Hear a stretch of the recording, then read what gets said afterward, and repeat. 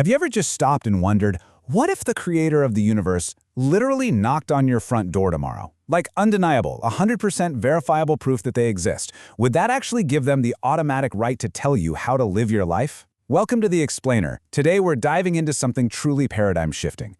It's a deeply philosophical framework by Shamsuddin Amanov exploring a concept called Omittoism. Basically, we're asking a pretty profound question. Does divine existence automatically equal divine authority? Let's get right into it. Act 1. The Shift. For centuries, almost all the philosophical debate around religion has been totally obsessed with one single question. Does God actually exist? But Amanov steps back and says, wait, that obsession is hiding a totally different, logically prior question. Even if God does exist, does he actually have the right to rule over us? That right there is the hook for our entire journey today. We're talking about cosmic jurisdiction, and really the profound nature of consent. Okay, let's really break down this crucial distinction.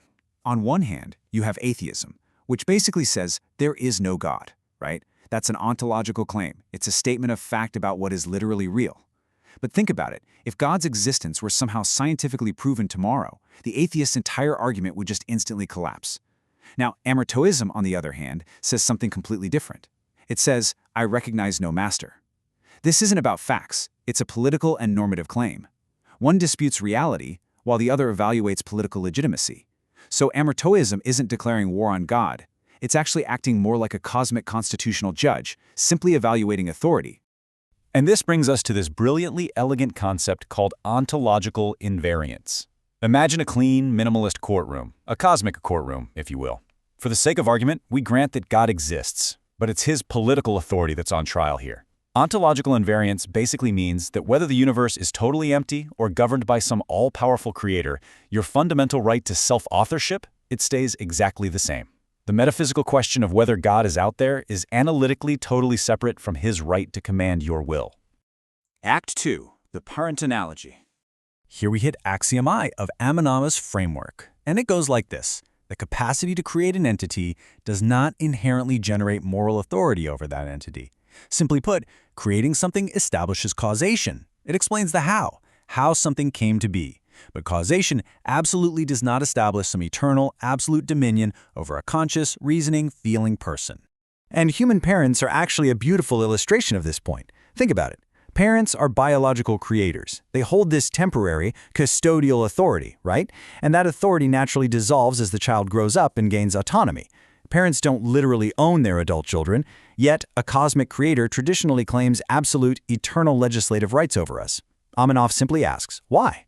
If our most intimate natural creators, our own parents, don't possess unlimited authority over the people they make, why in the world should a cosmic architect inherently own an autonomous, rational agent?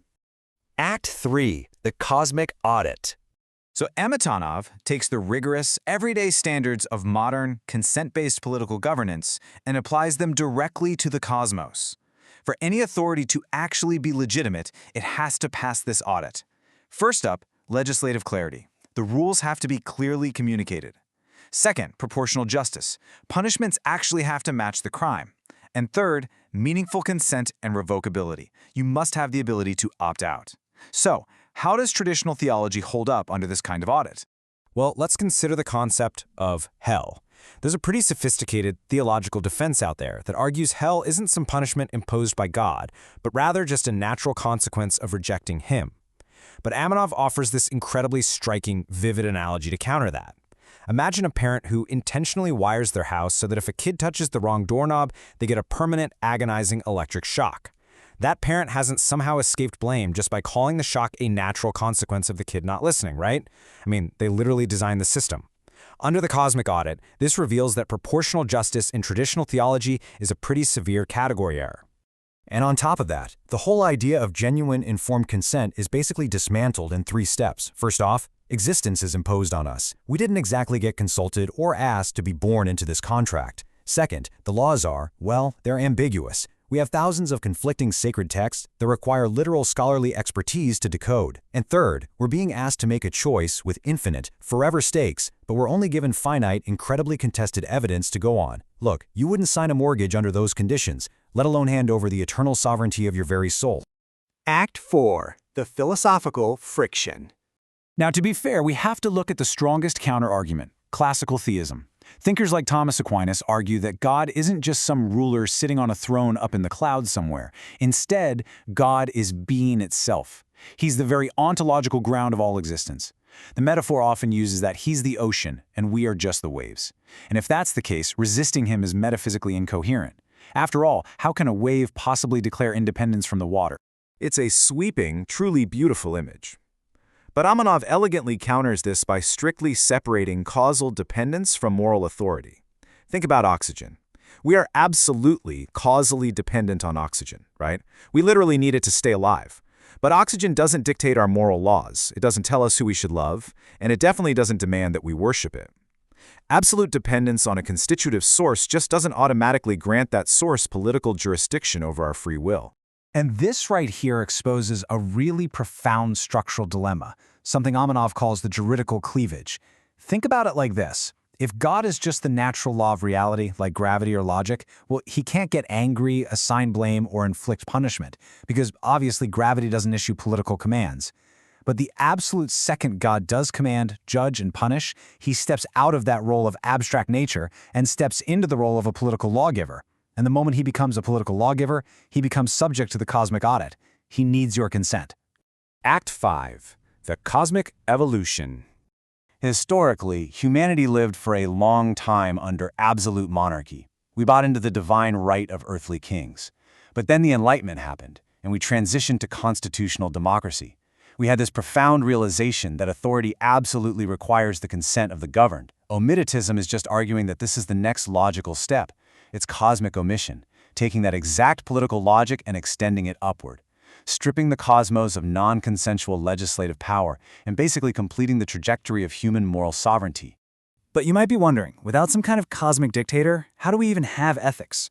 Well, Asimov grounds our moral duties not up in the sky, but right down here in our shared human vulnerability. Because we can feel pain, and because we fundamentally depend on each other just to survive, we're rationally committed to norms of reciprocity. We don't actually need the threat of hellfire to know that cruelty is wrong. Our shared biological and social reality proves it all on its own. Now, this is absolutely crucial. Omittoism doesn't destroy the possibility of religion or spirituality. Not at all. Instead, it introduces something called consentheism. This means that if a divine authority were to actually show up and meet the criteria of transparency, proportional justice, and revocability, you could voluntarily and autonomously endorse it. It takes religion and transforms it from what feels like a hostage situation, submitting just because of raw power, into a freely consented, mature partnership. So the crucial point we are ultimately left with is this. Down here on Earth, we demand that our human leaders justify their power. We flat out refuse to be owned by our parents, our employers, or our governments. The question Omittoism asks is beautifully simple, yet so incredibly challenging. Are you prepared to claim the dignity of a totally self-authored life, extending the exact logic of your political liberty to the very edges of the cosmos? Something to think about. Thank you so much for joining me for this explainer. Keep questioning, keep learning, and I'll catch you in the next one.